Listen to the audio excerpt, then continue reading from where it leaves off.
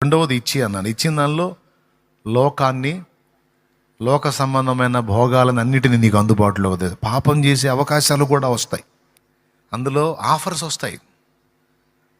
బాగా వినండి, ఆఫర్స్.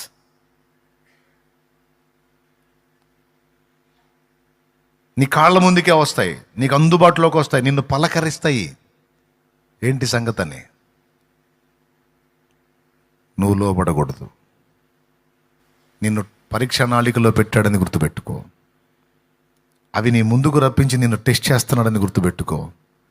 ఎందుకంటే శ్రమలైనా, ఎలాంటి పనికిమాలిన ఆఫర్స్ అయినా, పాపపు ఆఫర్స్ అయినా, ఏది నీ దగ్గరకు వచ్చినా ఆయన అనుమతి ఉంది అని గుర్తుపెట్టుకో. ఆయన అబ్జర్వ్ చేస్తున్నాడని గుర్తుపెట్టుకో. అదొక్కటే. పరిశుద్ధత, పరిశుద్ధత ఎప్పటికీ నీ మందిరమునకు అనుకూలము. నేను పరిశుద్ధుడనై ఉన్న ప్రకారం మీరును పరిశుద్ధులై ఉండండి. ప్రతివాడు జారత్వమునకు దూరముగా తన తన ఘటమును కాపాడుకోవాలి.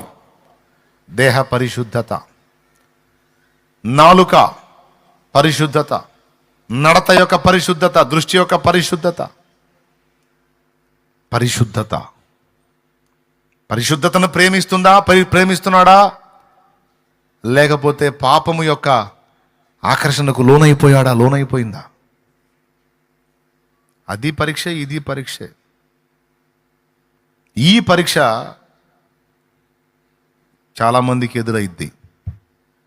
కొన్ని ఆఫర్లు తలుపు దడతాయి. నువ్వు ఘనంగా ఎంచుకునే వ్యక్తులు నిన్ను సమీపించే ఛాన్స్ ఉంది, వాళ్లే నిన్ను కదిలించే ఛాన్స్ ఉంది. ఏమో, మీరే ఆలోచించుకోండి.